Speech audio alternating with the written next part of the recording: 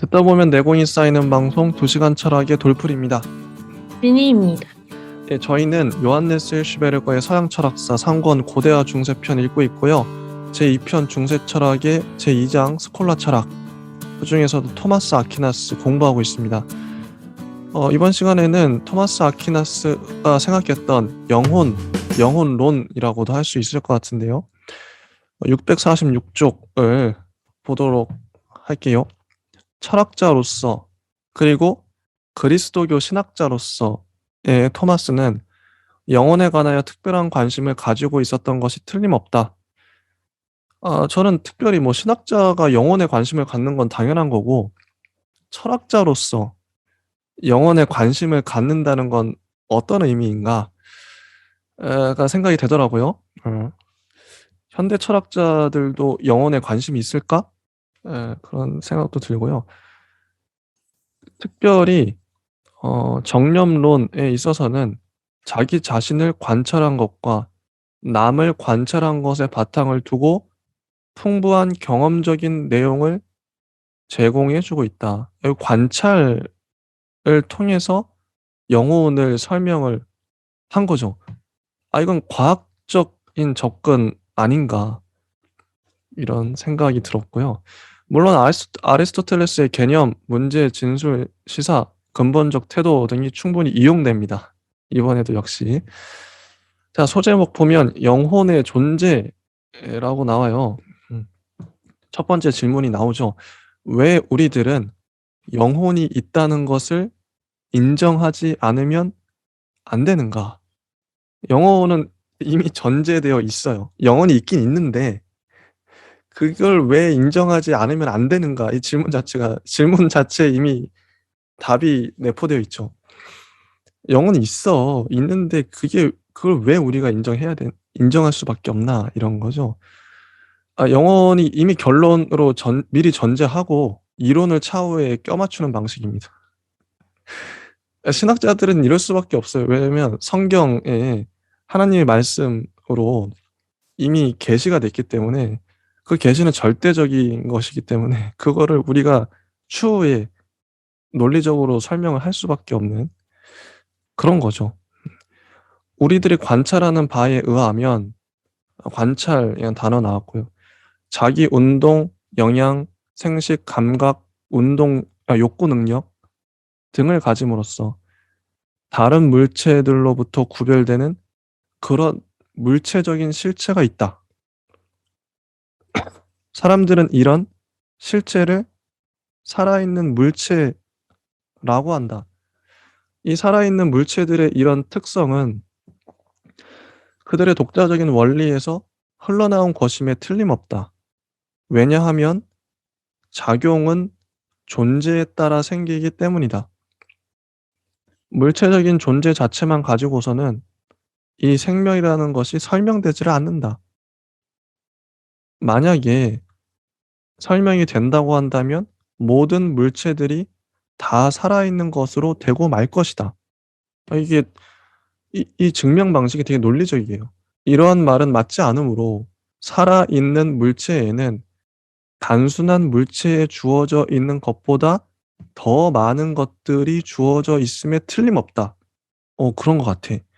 그리고 우리들은 이 보다 더 많이 주어져 있는 것을 영혼이라고 한다. 놀랍지 않습니까? 이게 영혼에 대한 정의예요. 토마스 아퀴나스 시기에. 자, 보다 더 많이 주어져 있는 것을 영혼이라고 해요. 이렇게 해서 토마스는 고대의 영혼 개념을 받아들이고 있는데, 이 고대의 영혼 개념은 플라톤에 있어서도 또 아리스토텔레스에 있어서도 그런 것과 마찬가지로 무엇보다도 먼저 스스로 움직이는 것, 이런 정의가 이전에 나왔죠. 스스로 움직이는 것이라는 뜻으로 생명만을 뜻한다.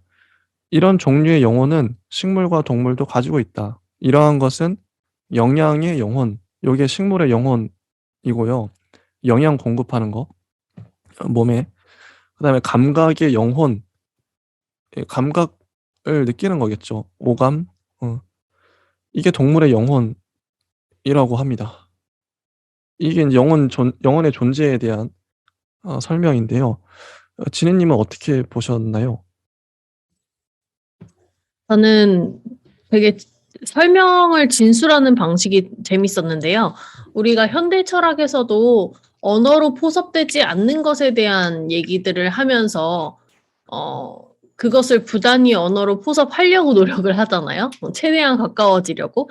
근데 그것을 이제 또 우리가 앞서서 유비라든지 아니면 관여라든지 하는 방식의 여러 특수한 영역에 대한 어떤 인지 능력의 초월을 언어로서 꿈꾸는 그런 느낌을 많이 받았는데요.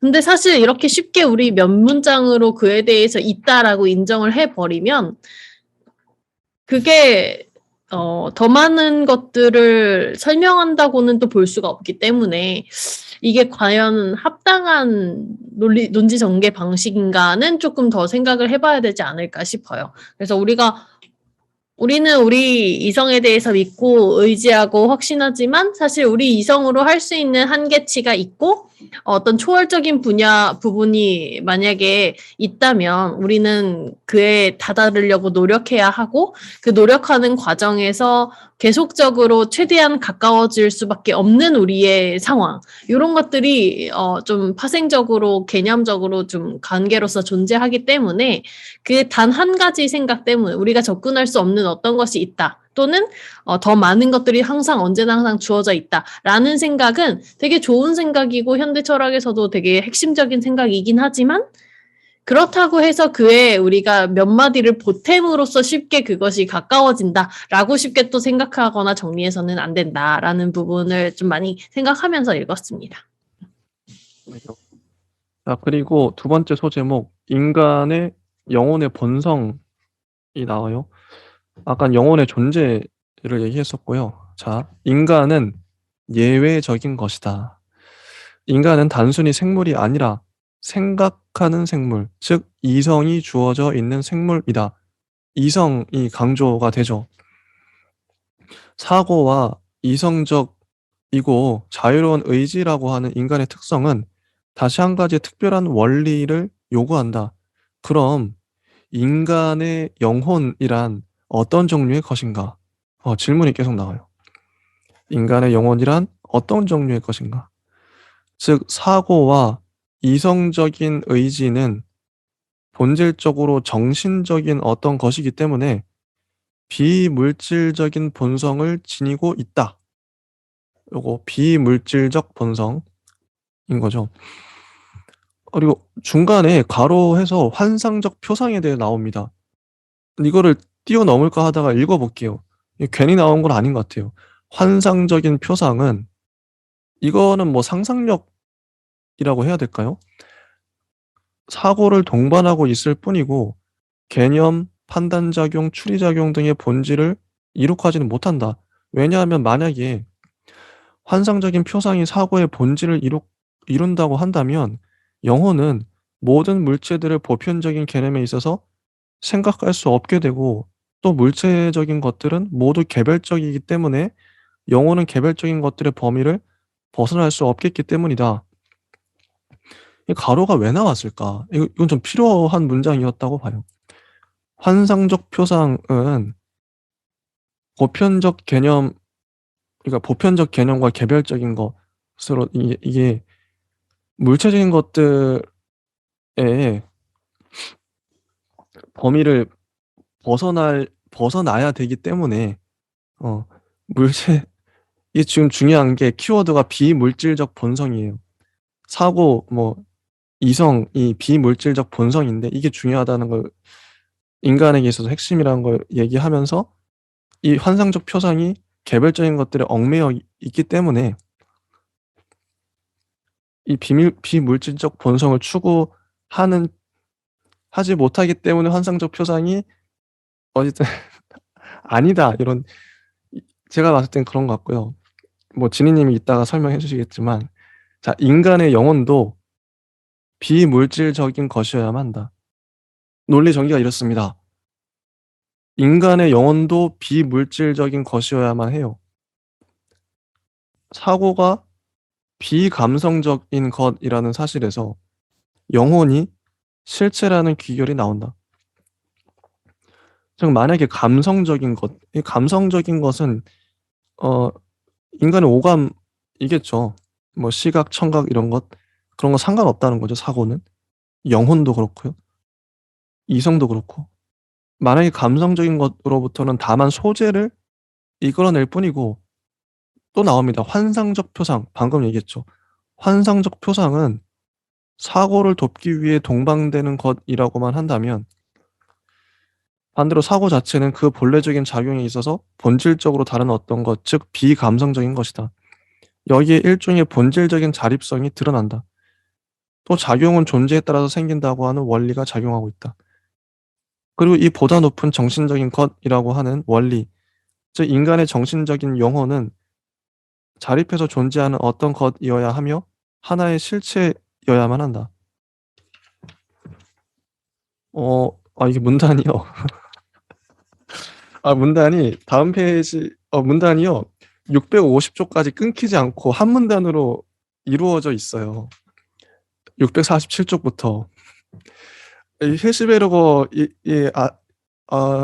이분이 한 문단으로 몰아쓰는 걸 너무 좋아하셔서 어디서 끊어야 될지 모르겠어요. 일단 여기까지. 진희님은 어떻게 보셨나요? 저도 이 부분에 대해서 비슷하게 생각을 하긴 했는데요. 이 당시에 특히 토마스 아퀴나스 얘기를 하면서 우리가 아퀴나스에게는 신의 영원성만큼 인간의 이성, 그리고 이성에 대한 믿음도 되게 중요했다라고 계속적으로 반복적으로 말씀드리고 있는 대표적인 그 문장이라고 생각을 합니다. 647페이지에 사고와 이성의 의지는 본질적으로 정신적인 어떤 것이다라고 얘기를 하고 있는데요. 그냥 우리가 인간이 되기 위해서 이성이 있어야 하고 이성이 주어진 생물이기 때문에 비인간과 구별이 된다고 이야기를 하고 있는데 그 인간으로서 이성, 인간이 되기 위한 본질의 개념으로서의 이성의 중심에 그 정신적인 어떤 것의 중심이 사고와 이성적인 작용, 뭐 정신적인 무엇이기 때문에 그것이 이룩시키는 뭐 여러 체계들, 보편에 대한 개념들, 그것이 되게 중요해지는 거죠. 그런데 환상적인 표상 자체는 사고만 동반하고 있지, 그 이상의 그 이상이라고 얘기하고 있는 그 이상인지 아닌지는 실제로 모르겠어요. 개념 판단작용, 추리 뭐 이런 것들까지는 아직 닿지 못하고 있는 어떤 일련의 사고작용이기 때문에 그 부분에서는, 앞서서 뭐 사고와 이성과 환상적인 표상 이 세 가지를 놓고 본다면 환상적인 표상은 아직 부족하다. 이런 식으로 얘기를 하고 있는 맥락으로 읽었습니다. 그래서 영혼에 대해서 생각할 때도 영혼 역시도 비물질적인 것이어야만 하는데 그것이 이제 환상적인 표상, 일종의 본질적인 어떤 자립성을 가진 어떤 것인지 아니면 우리가 이성적으로 생각할 수 있는 어떤 것인지 이 종류에 대해서 얘기를 하는 맥락에서 환상적인 표상이 나오고 있는데 그 두 가지에 대한 내용인 것 같습니다. 그래서 뒤에 우리가 아직 읽지 않은 맥락에서는 인간 영혼과 식물 영혼과 뭐 동물 영혼에 대해서 각각 따로 다루고 있는데 그 부분에서 계속 환상적 표상이 나오고 있습니다. 한번 보고 같이 이야기를 하면 더 명확하게 잡히지 않을까 싶습니다. 네, 그래서 이어서 읽어보면 우리들은 식물 영혼과 동물 영혼의 작용에는 이러한 비감각적 본질적인 자존성이 있다는 것을 인정할 수 없으므로 이 영혼들을 자립적인 것이라고 볼 근거는 없다. 그리고 우리들은 이 두 가지 영혼들, 식물 영혼과 동물 영혼들은 신체가 없어질 때 없어져 버린다는 사실을 인정하지 않을 수 없다. 이렇게 해서 우리들은 인간의 영혼은 죽지 않는다고 하는 이유도 알게 되었다. 정말 그럴까요? 자, 이거는 뭐 자, 인간의 영혼은 본질적인 실체, 자존적인 것이기 때문에 육체가 죽어도 끄떡하지 않는다. 여기서 전제되고 있는 것은 항상 사고는 본질적으로 비감각적인 것이라고 하는 명제이며 토마스는 이 명제를 아리스토텔레스로부터 이어받았는데 아리스토텔레스는 능동적인 이성 안에는 혼합되지 아니한 것, 신적인 것, 죽지 않는 것 등이 들어있다고 보았다. 그러나 토마스가 이해하고 있던 영혼의 자존은 그 개념의 유래를 따져볼 때 우선 영혼은 비물질적 작용이라고 하는 본질적 특성을 뜻하고 그 다음으로는 당장 개별적 실체를 뜻한다. 이러한 것은 아리스토텔레스에게 있어서는 그다지 분명하지 않았기 때문에 여기서는 아베로에스의 영혼 단일설이 적용되기에 이르렀던 것이다. 영혼이 불멸하고 개별적이라고 하는 그런 견해인 거죠. 자, 그래서 어떻게 해서 아직도 영혼이 육체의 형상일 수 있으며 또 이런 사실을 어떻게 해서 영혼이 존재하고 있다는 것을 이끌어내기 위한 근본적 전제로 삼았는가 하는 물음이 어, 나온다고 합니다. 어, 토마스는 아리스토텔레스의 말을 전적으로 인용하고 있고요. 또 영혼을 실제로 신체의 형상이라고 보려고 한다. 어, 자, 그래서 여기서 간과해서 안 될 것은 영혼이 개별적으로 자존하고 있다는 개념은 신체와 영혼의 합성을 주장하는 아리스토텔레스보다 이 두 가지가 나란히 있다고 하는 플라톤과 아우구스티누스의 방향을 드러내고 있다는 사실이다. 그럼에도 불구하고 토마스는 진료 형상설을 계속해서 보존하려고 한다. 왜냐하면 그렇지 않으면 이 사람이 사고하고 있다고 말하는 것을 설명할 수 없게 되며 만약에 영혼이 특정한 신체, 예컨대 소크라테스의 형상이 아니라고 한다면 소크라테스 자신이 생각하는 것이 아니라 소크라테스 안에 있는 하나의 비인격적인 그것이 생각하게 되겠기 때문이다. 그래서 남는 것은 아리스토텔레스가 제시한 해결뿐이다. 또 영혼의 자존에 관계되는 것은 여기서는 일종의 특별한 경우가 된다. 영혼은 그것에 의해서 스스로가 자존하게 되는 그런 존재를 신체적인 진료에다 나눠준다. 이렇게 해서 신체적인 진료와 영혼이 하나로 통일된다.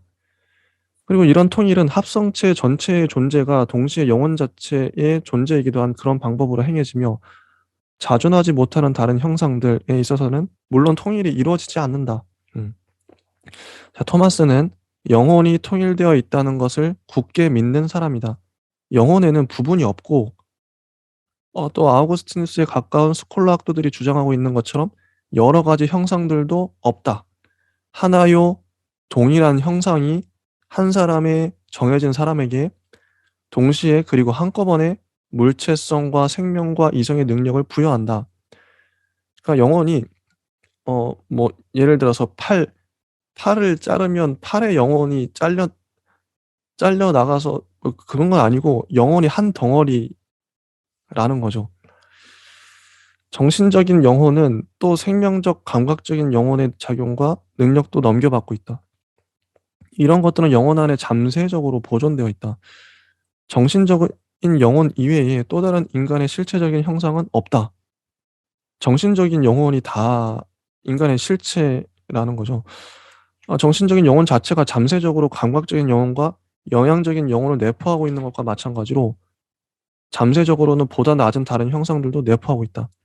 영혼 안에 모든 인간의 기능들이 다 있는데 이게 다음 소제목 영혼의 능력에 진짜 이건 인간이라고 봐도 무방할 정도로 영혼의 능력이 다 나와요. 좀 이따 보면 되는데요.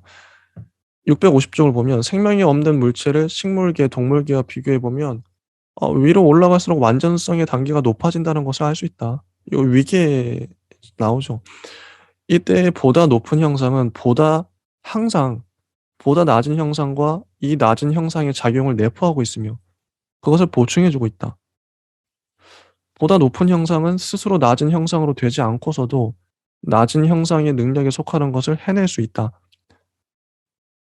그렇죠. 실제로도 물체 위에 식물이 있고요. 식물 위에 동물, 동물 위에 인간이 있습니다. 인간은 그 아래에 있는 모든 것들의 능력을 다 갖고 있죠. 이게 반박하기 참 어려워요. 왜냐하면 한 형상이 높으면 높을수록 그만큼 물체적인 진료보다 우월하며 또 그만큼 진료보다 낮아지지는 않기 때문이다. 보다 높은 범주를 보다 약한 것이라고 보지 않고 보다 강한 존재라고 본다. 토마스에게는 직접적으로는 신플라톤주의가 그리고 간접적으로는 플라톤의 관념론이 일관되어 있다. 왜냐하면 오직 이런 전제하에서만 보다 높은 범주가 보다 강하다고 하는 주장이 의미와 힘을 갖기 때문이다. 여기까지 봤는데요. 자, 지니님 어떻게 보셨나요? 저희가 앞선 시간에 얘기했던 토마스 아퀴나스의 말하기 방식, 글쓰기 방식에 대해서 잠깐 얘기를 했었죠. 그래서 아퀴나스가 말하고자 하는 바는 이제 뭐 강의하는 방식과 더불어서 질문을 하고 그 질문에 대한 내가 원하는 답변을 유도하는 세부 질문을 또 하고 유사한 답변을 듣게 되면 그에 대해서 이전 철학자들에 대한 견해를 제시를 하는데 특별히 내 견해와는 좀 반대되는 그런 사상가들을 주로 제시를 해놓고 그걸 조목조목 따져가면서 변론도 하고 반론도 제기를 하면서 주로 아리스토텔레스와 아우구스티누스에 입각하여 자신의 논지를 전개시키고 변론하였다. 이렇게 그리고 나중에 이제 반대되는 견해들에 대한 어떤 긍정적인 해석 등등을 제시를 하는 방식으로 마무리를 했다라고 했는데요. 여기에서도 조금 찾아볼 수 있습니다. 그런 맥락들을 앞서서는 신에 대해서 얘기를 했지만 여기서는 영혼에 대해서 얘기를 하고 있기 때문에 앞서서 영혼에 대한 질문으로 시작하고 있습니다. 그래서 왜 우리들은 영혼이 있다는 것을 인정하지 않으면 안 되는가라고 질문을 하고요. 관련된 인간 영혼의 본성 등등에 대한 유사 정리, 답변 등등을 하고 그에 대한 동물 영혼과 식물 영혼을 우리 인간 영혼과는 좀 별개되는 개념으로서 반대 개념들을 먼저 제시를 해줍니다. 그래서 차이로서의 얘기를 먼저 해주고요. 우리가 생각하는 인간 영혼은 식물 영혼과 동물 영혼과는 좀 다른 본질적인 자존성이나 비관감성 등등에 대한 얘기들 같이 조금 어렵지만 해놓고 그만한 독특성이나 독창성이나 혹은 고유성이라고 말할 수 있는 인간에 대한 영혼 그거 이제 얘기를 해볼 거야 라고 하면서 자신의 견해를 얘기할 때 여기 648페이지 맨 마지막에 토마스는 전적으로 아리스토텔레스의 말로서 말하고 있으며 이런 맥락으로 이제 얘기를 하고 있는 거죠. 그리고 영혼을 실제로 어떤 방식으로 얘기를 했냐라는 맥락에서는 아우구스티누스는 거의 많은 수 플라톤과 일치했기 때문에 그 두 사람의 목소리를 빌어서 얘기를 하고 있고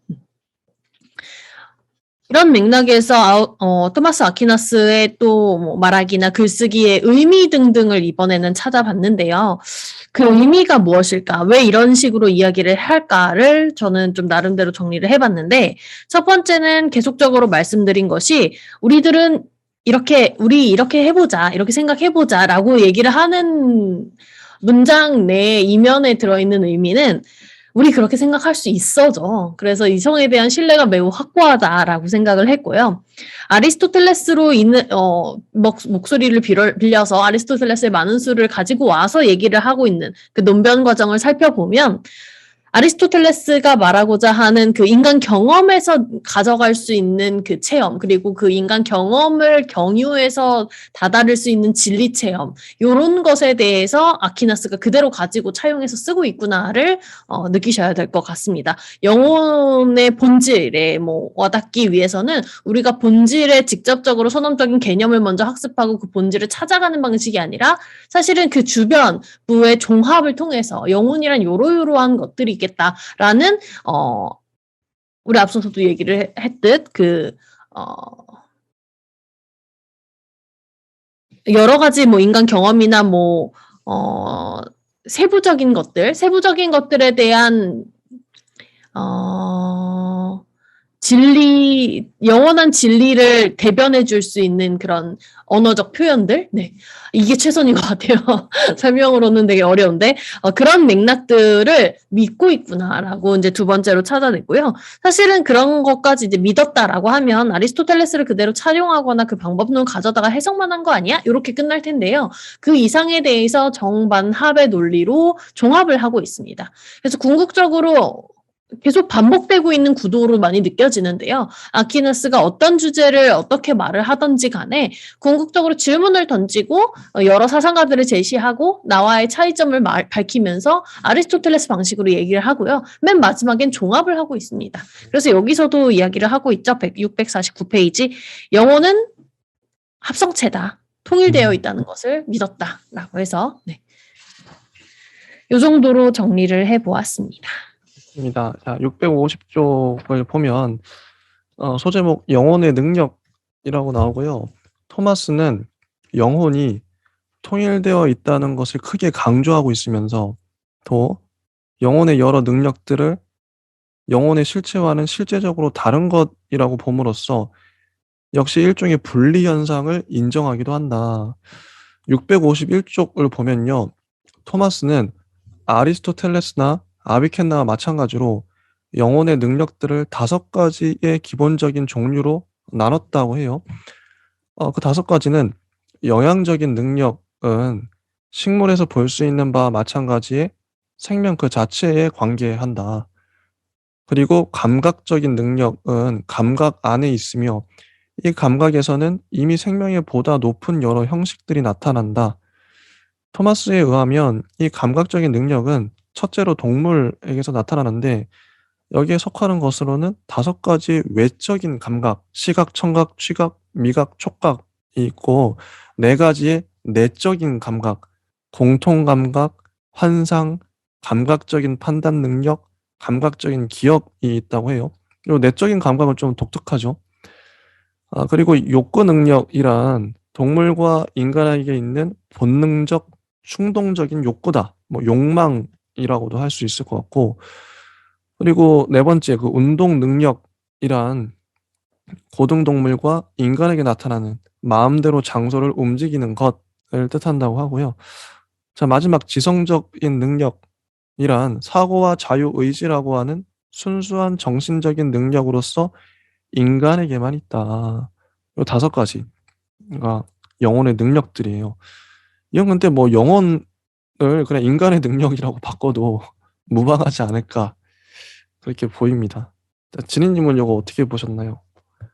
네, 영혼에 대해서 그리고 뒤에 나오는 이제 인식의 심리학의 방점을 찍은 영혼의 능력, 인간 영혼의 능력을 말을 할 텐데 그의 밑작업인 것 같고요. 인간 영혼에 대해서 특별히 얘기를 하려면 그 비인간의 영혼에 대해서도 먼저 선행 작업이 있어야 되기 때문에 이런 내용들을 배치를 해놓은 것 같습니다. 좋습니다. 자, 인식의 심리학이란 소제목이 나와요. 토마스는 인식의 심리학에 특별한 주의를 기울였었다. 그는 아리스토텔레스와 마찬가지로 인간의 영혼 능력들 중에서 가장 완전한 것은 이성이라고 생각하고 따라서 의지에 비해 지성이 우위에 있다고 본다. 우리는 토마스에게는 일종의 주지주의가 있다고 말할 수 있다. 근데 아래쪽에 보면요. 인간의 정신에 비해서도 한층 더 높은 가치, 즉 신을 파악할 것을 문제 삼고 있는 윤리적인 관련에 있어서는 바로 의지가 보다 높은 가치를 지니고 있다고 말해요. 이 재밌죠? 이 첫 번째에서는 어 영혼 능력 중에서 가장 완전한 게 이성이야. 그 의지에 비해서 지성이 우위에 있지. 이렇게 말했어요. 근데 또 바로 아래선 신을 우리가 파악할 때는 이 의지가 지성보다 높은 가치에 있다. 이렇게 말을 해요. 재밌죠? 어. 지니님은 요거 어떻게 보셨나요? 이성에 대한 개념을 좀 더 살펴봐야 될 것 같긴 한데 이성 의지랑은 좀 같은 걸로 혼용하고 있는 것 같아요. 아. 앞에 서술에서도 보면 의지를 그냥 의지 이렇게 얘기하지 않고 이성적 의지 이런 식으로 쓰더라고요. 그래서 그 부분은 같이 보시면 되겠고 지성에 대해서는 조금 더 서술을 더 하고 있는 걸로 알고 있습니다. 뒤에 가면 환상적인 표상들과 더불어서 그 부분도 참고해서 다시 설명을 해보도록 하겠습니다. 그래서 우리들은 완전히 행해진 인식 작용을 4가지 단계로 구별해 줄 수 있대요. 시초는 감각적인 지각이다. 이 감각적인 지각의 능력에 관해서는 방금 위에서 말한 바와 같다. 인간이 인식하는 것은 항상 설사 그것이 그 자체의 감각적인 표상을 가지고 있지 못한 비감각적인 것이라 하더라도 우리들은 오직 감각을 통해서 인식한다. 토마스는 영혼은 표상 없이는 아무것도 인식하지 못한다는 아리스토텔레스의 명제를 그냥 그대로 받아들여 하나하나의 예를 들어가면서 어떻게 해서 우리들은 항상 환상적인 표상으로부터 출발하는가 하는 문제나, 또는 어떻게 해서 생각을 할 때에도 감각적으로 눈에 보이는 것의 도움을 받으며 더욱이 신이나 순수한 정신과 같은 최고의 대상에 관해서 생각할 때마저도 그렇게 해야 하는가 하는 문제를 제시하고 있다. 정말 그렇거든요. 시각적인 것들이 떠올라요. 신에 대해 생각할 때도. 우리들의 정신의 본래적인 대상은 진료적으로 실현된 본질이라고 하는 견해는 아리스토텔레스적이라기보다 스토아적이다. 왜냐하면 실제 현실은 자연의 사물은 물질적인 사물이라는 등식을 정립한 자가 스토아 학도들이기 때문이다. 감각적인 직관에서 생긴 결과인 감각상은 제2의 단계에서 능동이성에 의해 조명된다. 이렇게 조명됨으로써 동일한 종류에 속하는 여러 가지 개별적인 표상들의 보편적인 내용, 즉 보편자, 보편적인 개념, 본질이 생겨난다. 이것들은 정신적인 본성을 가진 것, 즉 비감각적인 성질의 것이다. 토마스는 이러한 관념적인 본질 형상을 빼낸 것, 즉 추상작용에 관해서 말하고 있다. 자, 이 감각적인 지각에 대한 설명인데 진희님은 어떻게 보셨나요? 앞서서 영혼이란 무엇인가라고 했을 때 영혼 자체를 우리가 뭐라고 설명했었죠? 알지 못하는 것이라고 설명했나요? 정확한 서술이 기억이 안 나서 보다 많이 주어져 있는 것. 네, 맞아요. 보다 많이 주어져 있는 것 이렇게 설명을 하고 있는데 그 맥락에서 이야기를 계속 이어나가고 있는 느낌이 듭니다. 그래서 일단 오늘날도 우리가 인식으로서의 작용, 그리고 인식과 기억과 감각과 관점과 그에 따른 기준과 판단, 이렇게 사유의 구성작용들을 좀 나눠볼 수 있는데 그 맥락들에 대해서 설명을 하면서 동시에 지금은 이제 영혼에 대해서 얘기를 하고 있는 부분이니 그 영혼이 이제 어떤 보편적인 본질 과 밀접한 연결이 있다라고 이야기를 하려고 이런 내용들을 얘기를 하고 있는 것 같고요. 특히 주목하고 재밌었던 부분은 652페이지 아래에서 네 번째 줄 추상작용에 관한 부분인데요. 이제 보통은 보편적인 개념이나 본질 이런 것이 이제 생겨났다 하고 이제 결론으로서 보편이나 본질에 대한 개념을 좀 더 우선할 때가 많습니다. 일반적인 개념에서는. 그런데 이 토마스 아퀴나스 같은 경우는 정신적인 본성을 가진 것, 즉 비감각적인 성질의 것이고 이것과는 별개로 이러한 관념적인 본질의 형상을 빼낸 것, 즉 추상작용에 관해서 얘기를 하고 있다는 점에서는 개별적인 어떤 맥락을 집중했다는 것이고 개별적인 어떤 것을 계속 언어적으로 혹은 자기 탐구 영역 내에서 사유적으로 포섭하려고 노력한 학자였지 않았을까라는 점에서 좀 재미가 있었습니다. 제가 이해한 것이 너무 현대적이거나 좀 시대착오적으로 동시대적인 관점에서 해석을 못하는 것일 수도 있는데 제 입장에서는 이 부분이 재미가 있었고요. 이 맥락에서 읽어본다면 사실 우리가 읽었던 토마스 아퀴나스보다 조금 더 다채로운 아퀴나스의 해석을 더할 수도 있는 지점이라서 이 부분이 특히 재밌었습니다. 저는 653쪽의 맨 아래줄까지 뛰어넘었어요. 별로 필요 없다고 생각해서 혹시 뭐 설명하실 게 있으면 설명해 주셔도 되고요. 제가 생각할 아마 때는 서술인 것 같아요. 네. 예. 그래서 돼지꼬리로 다 빼버렸고 인식 과정에 있어서의 그 다음의 단계는 가지상이 정신에 의해 받아들여진다고 하는 것이다. 토마스는 원래 능동이성과 가능이성을 실제적으로 구별한다. 이 가능이성은 수동적, 피동적으로 작용하며 마치 비어있는 칠판에 글씨가 쓰여지는 것처럼 써 넣어지지 않으면 안 된다. 아리스토텔레스도 피동적인 이성을 알고 있었으며 이 피동적인 이성에 진리가 새겨진다고 보았다. 이런 한에 있어서는 토마스에게 있어서도 정신의 상들은 인상상들이다. 그러나 이것으로써 인식 과정이 완결된 것은 아직 아니다.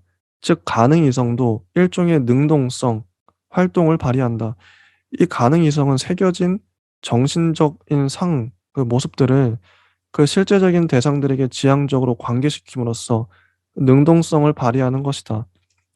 가능이성은 이 상들을 소위 세계를 묘사하는 수단과 언어라고 파악한다. 그런 한에 있어서는 가지상이 내면의 말이라거나 또는 표현상이라고 일컬어진다.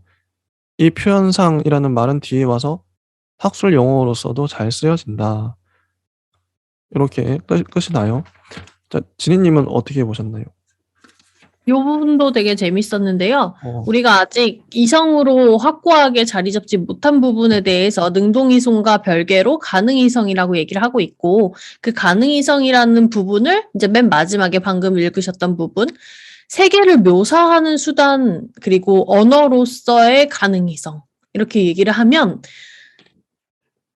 우리가 토마스 아퀴나스가 생각하는 세계, 그리고 여기선 영혼을 얘기하고 있지만 토마스 아퀴나스가 말하고자 하는 진리의 어떤 모습, 양태가 하나 서dom적으로 주어져 있지 않다는 것은 알았고, 종합이라는 것도 지금까지 읽어서 알았을 텐데, 그것이 우리가 아는 것들, 지식을 그냥 물리적으로 모아놓는 형태의 지식의 총합으로서의 진리가 아니라 그 안에서 포섭되지 않는 것들에 대한 생각이나 추구까지도 가능이성으로서 우리가 계속 얘기를 해야 될 때, 언어로서 계속 얘기를 하고 그 부분에 대해서 능동이성으로 끌어내야 할 함을, 필요성까지도 하나의 진리 영역으로 얘기를 하고 있는 듯 보여서 이 부분이 저는 되게 재미있었습니다. 저도 요거 이제 요번 주에 특히 이제 공부하면서 보이는 게 능동이성은 이전 철학자들도 많이 얘기했던 것 같은데 가능이성을 얘기함으로써 수동적인 이성인 거죠. 그러니까 학문을 한다는 게 이전 학자들이 보지 못했던 놓쳤던 부분들을 다른 또 분류를 하는 거죠.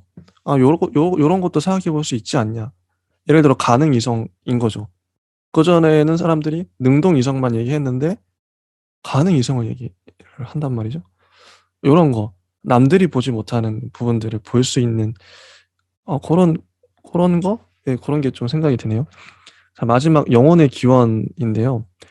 영혼의 기원을 다룰 때 토마스는 전이설과 출생설을 반대한다.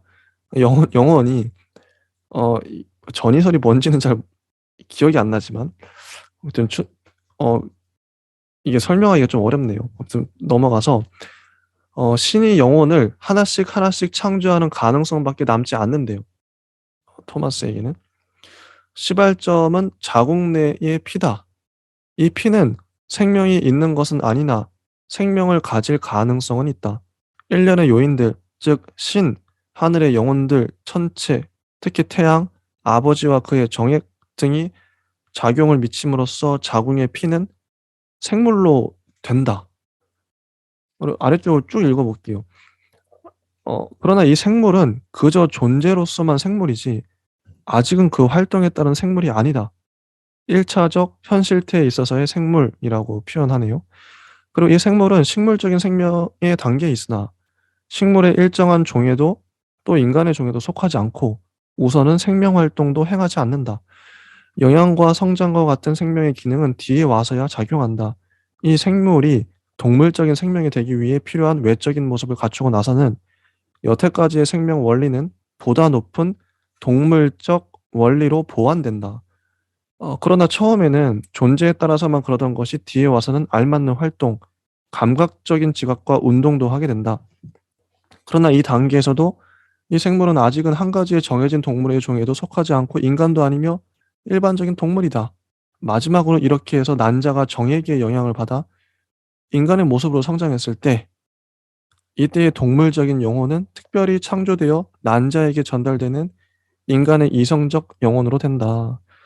이때야 비로소 태아는 인간의 종에 속하게 되나 아직까지는 우선 존재로서만 인간이고 요거는 1차적 현실태에 있어서의 인간이라고 표현을 하네요. 따라서 식물적인 작용과 감각적, 동물적인 작용밖에 못한다. 어린이가 이성을 사용하게 되었을 때에야 비로소 생명활동을 하는 인간, 2차적 현실태에 있어서의 인간으로 된다. 이와 같은 토마스는 이러한 이론의 바탕 위에서 창조설을 공궁에 빠뜨리는 것처럼 보이는 유전이라는 사실을 정당화할 수도 있었다. 자, 자궁의 피와 남성의 정액을 통해서 이미 소질이 주어진 진료의 형상을 부여했죠. 이거 다 이제 여기까지인데요. 전 이게 식물, 동물, 인간 이게 단계적으로 자궁에서부터 이렇게 발전하잖아요. 이 과학적이라는 이전에 철학자들이 뭐 주장했던 것보다 훨씬 과학적이지 않나. 그리고 뭐 자궁의 피 이것도 되게 구체적이고요. 여기서부터 생명이 잉태되는 그것뿐만 아니라 뭐 하늘의 영혼들, 천체, 태양도 작용을 한다. 인간이 되는데 전 좋게 봤어요. 되게 근대에 많이 가까워졌다. 진희님은 요거 어떻게 보셨나요? 네, 저도 이제 특히 아리스토텔레스와 닮아있다, 누구와 닮아있다 이렇게 얘기를 많이 오늘 했는데요. 아리스토텔레스의 전반적인 어떤 모습이나 방법론과는 완전히 다르고 이 사람이 차용한 부분 있죠. 형이상학적인 어떤 원리에 접근하는 방식, 뭐 체계라든지 순서라든지 인과론에 대한 어떤 세부적인 설명 이런 부분에 있어서는 말씀하신 것처럼 과학적이다라고 느꼈고요. 과학적이라는 말이 이제 과학이다라는 말은 아니고 과학적이라는 이제 어떤 논증에 따른 근거와 어떤 체계와 뭐 기준과 뭐 이런 맥락에서의 과학적이라는 말이겠죠.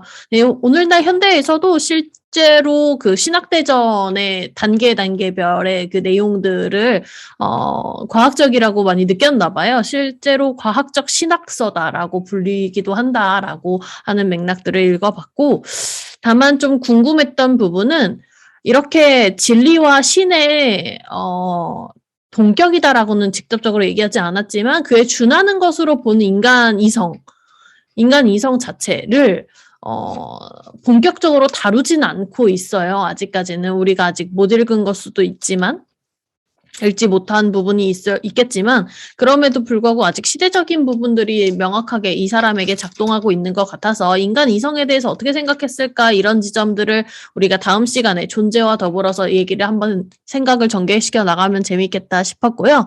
아마도 토마스 아퀴나스는 인간 지성 자체에 대해서 되게 끊임없이 탐구해야 될 어떤 것으로 윤리적으로 얘기를 할 것이고 우리 윤리에 대해서 다음 시간에 또 얘기를 할 것이니까 그 윤리적으로 끊임없이 진리로 향해서 나아가는 그 과정에서의 한계는 없다라고 얘기를 하고 있는 것 같습니다. 그래서 그런 맹점이 사실은 토마스 아퀴나스가 중세 철학사에 머물고 있는 지점일 수도 있겠고 그런 맥락에서 또 다른 추출할 수 있는 요소들이 있다면 또 다음 시간에 이어서 이야기를 해보면 되지 않을까 싶습니다. 네, 좋습니다. 여기까지 하겠습니다. 예, 감사합니다. 감사합니다.